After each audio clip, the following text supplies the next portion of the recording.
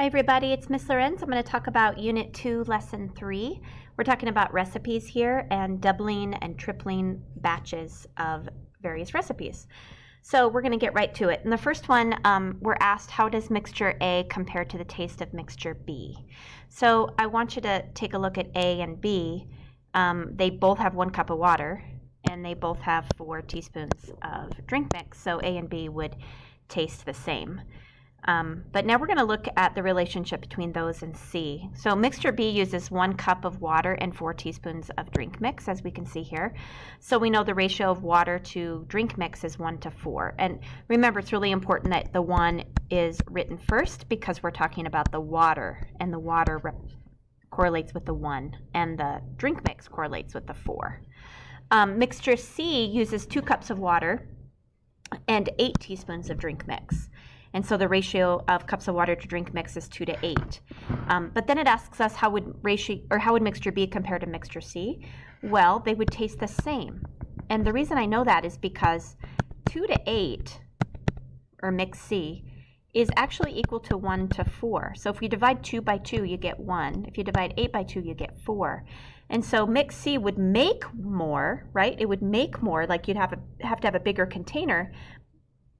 But since the ratio of water to drink mix is the same, it would taste the same. In number 2, we're looking at the sodium in sports drinks. And what we have to be aware of is so we're looking at sodium right here. We have to be aware of the size of the serving. And so what I wrote down underneath each one is that, like in this first one in A, there are 110 milligrams of sodium, and that's for 8 ounces of drink mix. The second one has 150 milligrams of sodium for 12 ounces of drink mix. So right now the ratios look too different to really easily compare them. But I looked at the 8 and I looked at the 12 and I said, you know what, let's turn both of those into a 4. I can turn 8 into a 4 by just dividing by 2, right? Or taking half of it. And if I take half of 8 to get 4, then I have to take half of 110 to get 55. Now I'm going to do the same thing over here because I want to also have 4 ounces so that I can compare how much sodium each drink has per every 4 ounces. So this time, though, I have to divide 12 by 3 to get to 4. So then I have to divide 150 by 3, and I get 50 milligrams. So now I'm able to compare because look what we have. We have 2 different drink mixes. If we look at every 4 ounces, we can see that drink mix A actually has more sodium than drink mix B per 4 ounces. All right, number 3, we're talking about cookies. A recipe for 1 batch of cookies calls for 5 cups of flour and 2 teaspoons of vanilla. And you had to draw a diagram for 2 batches. There's 1 batch and there is 2. So how many batches can you make with 15 cups of flour?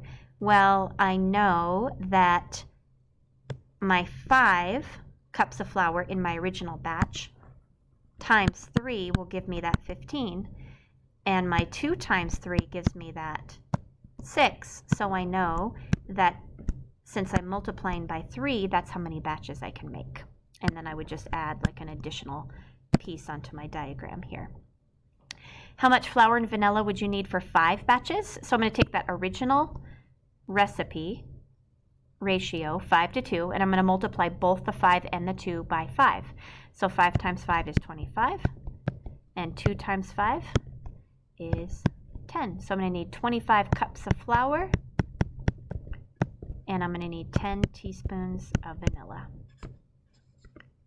All right, so then it says find another ratio of cups to flour, 2 teaspoons of vanilla that's equivalent to all these ratios.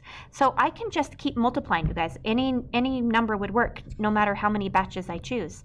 As long as I start with that ratio of 5 to 2 and I multiply both the 5 and the 2 by the same number, I can do this for any number of batches. So I chose 10 just because I like the number 10.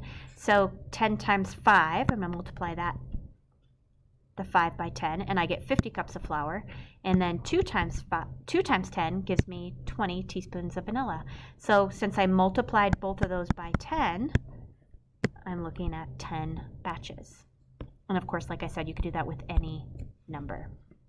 All right, nice job. Hopefully you corrected all your work and you're ready to go on. Thanks for listening.